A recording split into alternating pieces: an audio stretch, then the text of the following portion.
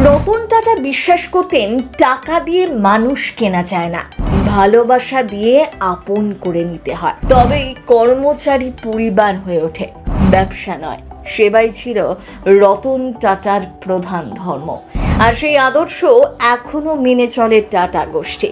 সেই মানুষটি না থাক, তার দেখানো পথেই হাঁটছে টাটা গ্রুপ। এয়ার ইন্ডিয়া দুর্ঘটনার পর মৃতদের পরিবারকে কোটি টাকার ঘোষণা করা হয়েছে।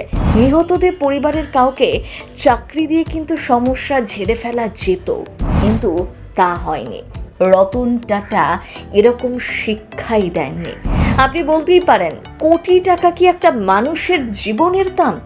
সোশ্যাল মিডিয়ার প্ল্যাটফর্মে এই দুর্ঘটনার কারণ নিয়ে নানা প্রশ্নও তুলেছেন অনেকেই, কিন্তু শুধু টাকা দিয়েই বসে থাকেনি টাটা গ্রুপ। হ্যাঁ, প্রাণ অমূল্য, কিন্তু তবুও যেভাবে টাটা গোষ্ঠী পাশে দাঁড়িয়েছে তাতে বারবার রতন টাটার আদর্শকেই মনে পড়িয়ে দিচ্ছে। একজন ছাড়া আহমেদাবাদের বিমান দুর্ঘটনার কোনো যাত্রী আর বেঁচে নেই। এই ঘটনার পরেই একটি পোস্ট করে টাটা গ্রুপের তরফে বলা হয়, বিমান দুর্ঘটনায় মৃতদের পরিবার প্রতি 1 কোটি টাকা করে ক্ষতিপূরণ দিচ্ছে তারা। বিমানটি ভেঙে পড়েছিল একটি মেডিকেল কলেজের হোস্টেলের ওপর। একাধিক ডাক্তারি পড়ুয়ারও মৃত্যু হয়েছে সেখানে। সেই হোস্টেল নতুন করে তৈরি করার কথাও জানিয়েছে টাটা। শুধু এই ব্যবস্থা করেই কিন্তু থেমে থাকেনি। এবার এয়ার ইন্ডিয়ার তরফে আরও ক্ষতিপূরণের ঘোষণা করা হলো।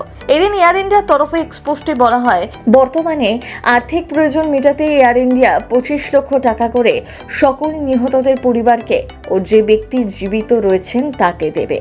টাটা সানসের তরফে 1 কোটি টাকা ক্ষতিপূরণ দেওয়ার কথা যে ঘোষণা করা হয়েছিল, তার সাথে সংযোজন এই আর্থিক সাহায্য। রতন টাটা তিনি আর নেই, কিন্তু গ্রাম শহর নির্বিশেষে দেশের প্রতিটি ক্ষেত্রে তার অনুপস্থিতি এখনো গভীরভাবে অনুভূত হয়।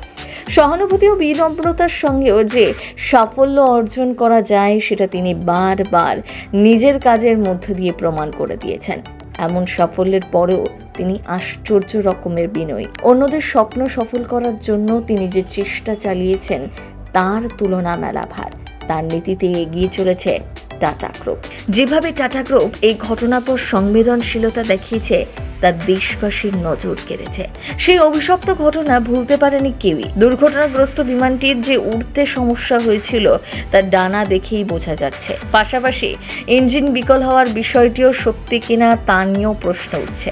আবার অনেক রকম তথ্যই উঠে আসছে। তার মধ্যে একটি কোনো পাখির ঝাঁকের সাথে বিমানের ধাক্কা লেগেছিল হয়তো, যদিও এখনো পর্যন্ত এই দুর্ঘটনার আসল কারণ সম্পর্কে কিছুই জানা যায়নি। প্রথম বাংলা ব্যুরো।